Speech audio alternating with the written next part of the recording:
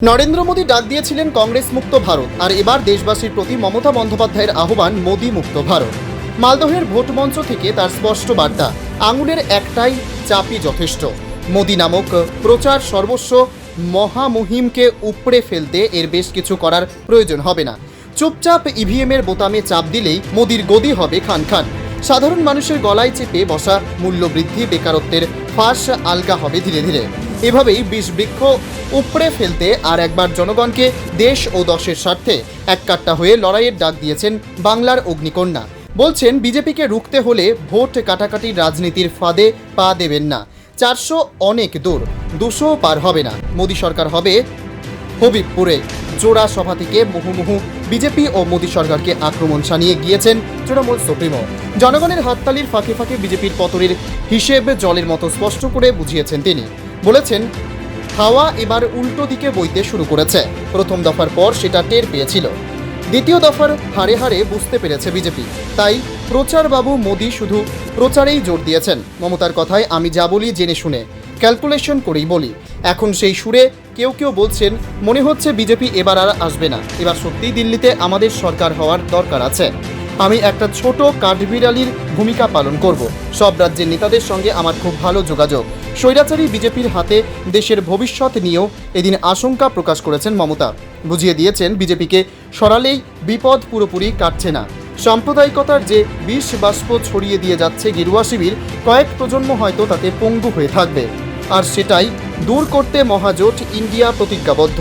মমতার আশ্বাস, তৃণমূল যতদিন থাকবে সর্বধর্ম ঐক্য রেখে এগিয়ে যাবে। স্লোগান তুলেছেন মমতা, বিজেপি চোর হ্যাঁ ইসিলিয়ে হাটানা হ্যাঁ। মানুষ খেকো চাকরি খেকো প্রচারবাবু সহ একাধিক শব্দবন্ধে এদিন মোদী ও বিজেপিকে তুলোধনা করেছেন মমতা। মূল্যবৃদ্ধি প্রসঙ্গে প্রধানমন্ত্রীকে বিত্তে ফের ছড়াও কেটেছেন মুখ্যমন্ত্রী। বলেছেন, ওহে নন্দলাল, 1000 টাকার গ্যাসে ফুটছে বিনে পয়সার চাল। রবিবার মালদহ দক্ষিণ আসনের তৃণমূল প্রার্থী শাহনওয়াজ আলী রায়হান ও উত্তরের প্রসূন বন্দ্যোপাধ্যায়ের সমর্থনে কালিয়াচক ও হবিবপুরে মমতার সভায় মহিলাদের উপস্থিতি ছিল চোখে পড়ার মতো।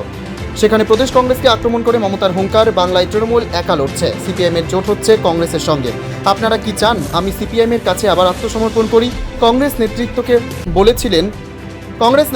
বলেছিলাম, বিধানসভা তোমাদের একটা আসনও নেই, 2টি আসন দিচ্ছে, তবু সিপিআইএমের সঙ্গে তোমরা জোট করো না। কিন্তু কথা শোনেনি। বিজেপিকে রুখতে ইন্ডিয়া গঠনে তার ভূমিকা এবং নেতৃত্ব দেওয়ার প্রসঙ্গে মমতার মন্তব্য, নামটাও দিয়েছি আমি, যা দেখে মোদী ভয়ে থরথর করে কাঁপে। আমাদের একটাই জায়গা বাংলা। যখন সবাই ভয় পেয়ে পা হুড়কে পালাবে, তৃণমূলী নেতৃত্ব দিয়ে ক্ষমতায় নিয়ে আসবে ইন্ডিয়াকে। এই নির্বাচন দিল্লিতে মোদীবাবুর গদি উল্টানোর। বিজেপির 2টি চোখ, একটা কংগ্রেস ও অন্যটি সিপিএম। ভোট কাটাকাটিতে যদি বিজেপি জিতে যায়, ক্ষতি আপনাদেরই। হাইকোর্টের রায়ে রাজ্যের প্রায় 26,000 শিক্ষকের চাকরি যাওয়া প্রসঙ্গ টেনে দলনেত্রীর বক্তব্য, মানুষ খেকো বাঘ দেখেছেন তো? এরা হচ্ছে চাকরি খেকো বাঘ।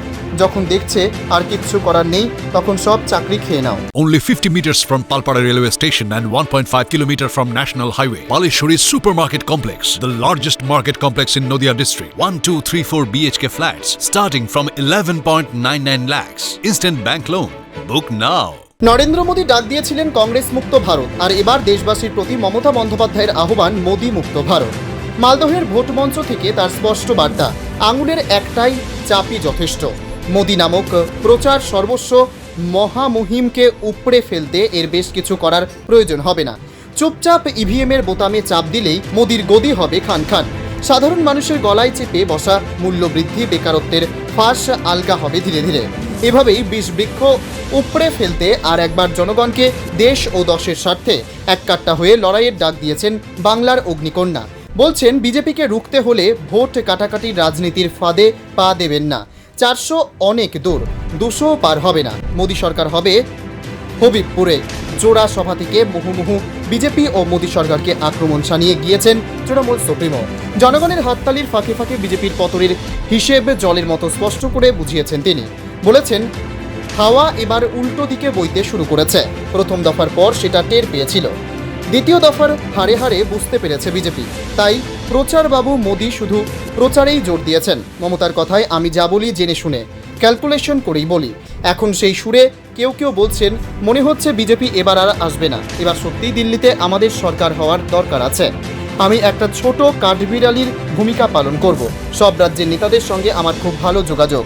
স্বৈরাচারী বিজেপির হাতে দেশের ভবিষ্যৎ নিয়েও এদিন আশঙ্কা প্রকাশ করেছেন মমতা। বুঝিয়ে দিয়েছেন বিজেপিকে সরালেই বিপদ পুরোপুরি কাটছে না। সাম্প্রদায়িকতার যে বিষ বাষ্প ছড়িয়ে দিয়ে যাচ্ছে গেরুয়া শিবির, কয়েক প্রজন্ম হয়তো তাতে পঙ্গু হয়ে থাকবে, আর সেটাই দূর করতে মহাজোট ইন্ডিয়া প্রতিজ্ঞাবদ্ধ। মমতার আশ্বাস, তৃণমূল যতদিন থাকবে সর্বধর্ম ঐক্য রেখে এগিয়ে যাবে। স্লোগান তুলেছেন মমতা, বিজেপি চোর হ্যাঁ ইসিলিয়ে হাটানা হ্যাঁ।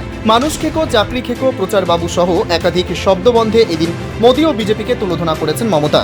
মূল্যবৃদ্ধি প্রসঙ্গে প্রধানমন্ত্রীকে বিত্তে ফের ছড়াও কেটেছেন মুখ্যমন্ত্রী।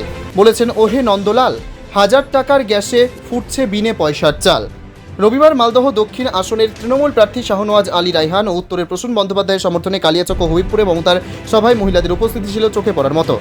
সেখানে প্রদেশ কংগ্রেসকে আক্রমণ করে মমতার হুঙ্কার, বাংলায় তৃণমূল একা লড়ছে, সিপিএমের জোট হচ্ছে কংগ্রেসের সঙ্গে।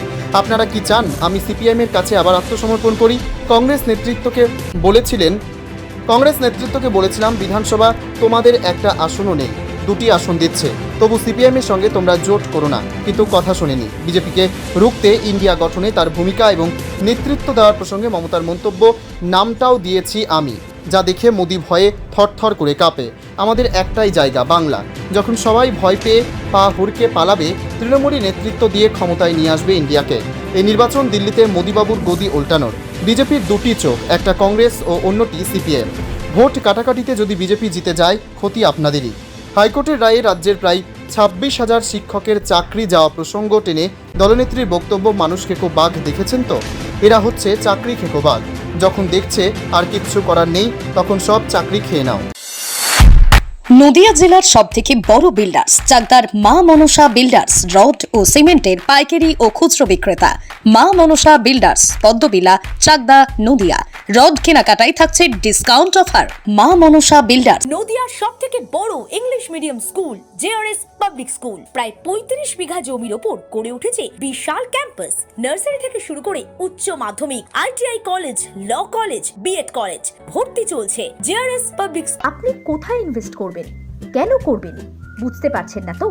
সঠিক গাইডলাইন পেতে আজই আসুন নদিয়ার চাকদাতে নিবেদিতা প্রাইভেট লিমিটেডে।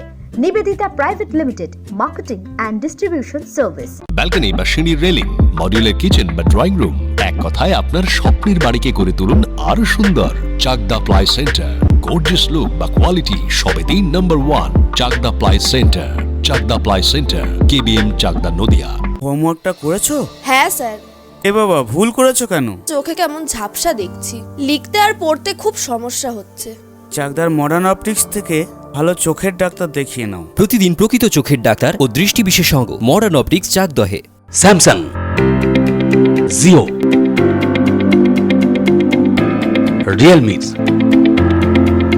নদিয়ার একমাত্র অথরাইজড ডিস্ট্রিবিউটর ঘোষ কমিউনিকেশন, থানার মোড়, চাকদা, নদিয়া।